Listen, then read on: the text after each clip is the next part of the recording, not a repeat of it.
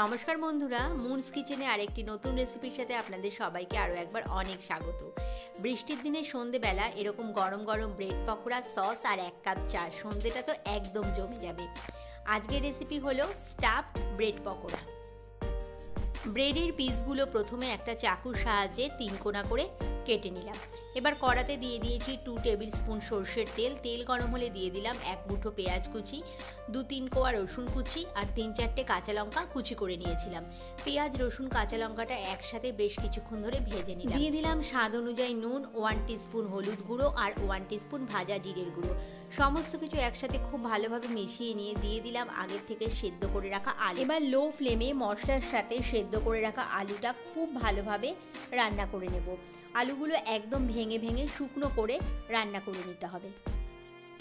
এই পর্যায়ে আলুর পুরটা একদম রেডি হয়ে গেছে। দেখুন কড়া থেকে প্রায় ছেড়ে আসছে এবং একটা শুকনো ভাব চলে এসছে। অ্যাড করে দেবো 1 টিস্পুন কসুরি মেথি। কসুরি মেথিটা খুব ভালোভাবে আলুর পুরের সাথে মিশিয়ে নিয়ে একটা প্লেটে ঢেলে নেব।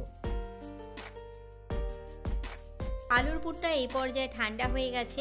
এবার 1 পিস করে ব্রেড নিয়ে আলুর পুরটা খুব ভালোভাবে তার মধ্যে ফিল আপ করে দেব আর অপর একটা ব্রেড দিয়ে আবার ঢেকে নেব। এইভাবেই সবকটি ব্রেড আলুর পুর ভরে একেবারে রেডি করে নেব।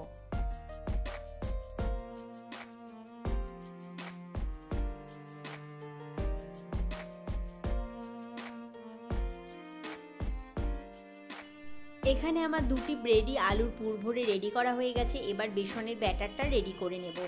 একটা বাটির মধ্যে দিয়ে দিলাম 3 টেবিল স্পুন বেসন, স্বাদ অনুযায়ী নুন, হলুদ আর ভাজা জিরের গুঁড়ো। এবার বরফ ঠান্ডা জল দিয়ে বেসনের ব্যাটারটা রেডি করে নিয়েছি। ঠান্ডা জল দিয়ে ব্যাটার রেডি করলে পকোড়াগুলো খেতে আরও মুচমুচে হবে। কড়াতে দিয়ে দিয়েছি পরিমাণ মতো সাদা তেল। তেল গরম হলেই এবার এক একটা করে ব্রেড বেসনের ব্যাটারে চুবিয়ে নিয়ে গরম তেলে ছাড়লেই রেডি হয়ে যাবে আমাদের আজকের stuffed bread pakora. Medium to low ফ্লেমে উল্টে পাল্টে গোল্ডেন ব্রাউন কালার করে ভেজে নেব। এখানে আমার সবকটি ব্রেড পকোড়া রেডি হয়ে গেছে। টমেটো কেচাপের সাথে গরম গরম ব্রেড পকোড়া সার্ভ করে দিয়েছি। রেসিপিটা কেমন লাগলো অবশ্যই জানাবেন। ভালো লাগলে লাইক, কমেন্ট, শেয়ার করার অনুরোধ রইল। ভালো থাকবেন, সুস্থ থাকবেন। নমস্কার।